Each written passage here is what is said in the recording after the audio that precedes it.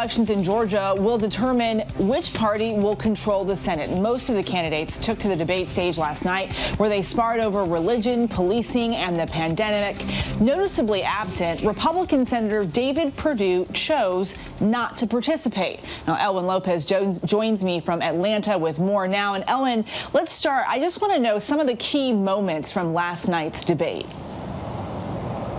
Yeah, so Eva, you mentioned there the first debate was not really a debate at all. Republican Senator David Perdue had declined the Atlanta Press Club's invitation to participate in that debate. So his Democrat opponent, Jon Ossoff, had his allotted 30 minutes to hit Perdue on stock trades. He also called him arrogant for not showing up to the debate.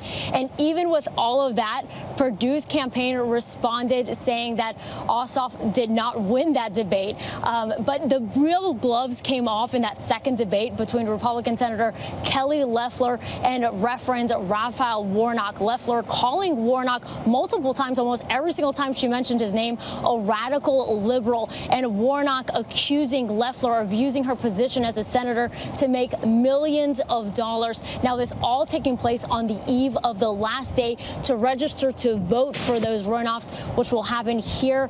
The last day to register to vote is today. And of course, it just shows how important this race is, not only to Georgians here, but to Americans across the country, Eva. Now, Ellen, Senator Loeffler was asked repeatedly whether she would admit that President Trump lost the election, including this point-blank question from her opponent, Raphael Warnock. Let's take a listen. Yeah, my question is pretty simple. Yes or no, Senator Loeffler, did Donald Trump lose a recent presidential election? You know, President Trump has every right to use every legal recourse available. In our own state, we've seen time and again that we have investigations that need to be completed.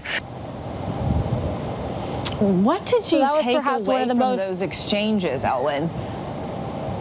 Yeah, so Eva, that was really one of the most glaring parts of the debate. The appointed senator was asked not only by her opponent, but by panelists and the moderator multiple times whether she believed that Trump had won the election. And she dodged that question by what you heard, saying that the president has every legal recourse available to him and every right to use that recourse. But she did say, Eva, and I'm going to quote, she said, "What's at stake is the Senate majority."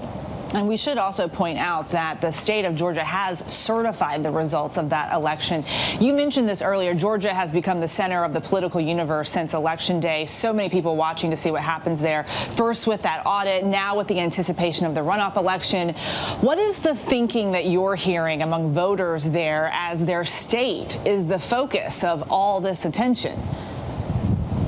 Well, I can tell you, Eva, it's nonstop here. Republicans and Democrats, as you know, have poured millions of dollars into Georgia, and mailboxes, including my mailbox, is full of political ads. So it's something that we're seeing across the state of Georgia, and it just shows how high the stakes are here. We know that heavy hitters from both parties are rallying for the Democrats and for the Republicans here. President Trump came here. He was in Valdosta over the weekend. He was doing that in support of the candidates, the Republican candidates. And then you have former President Barack Obama, who is holding virtual events as well here. It's for those on his party, for Warnock and for Ossoff. So you can see that this is something that they are really focused on, and they really understand how high the stakes are. And of course, this will determine what Biden's presidency is going to look like. So again, all eyes are no longer on November 3rd. They're now on January 5th. And again,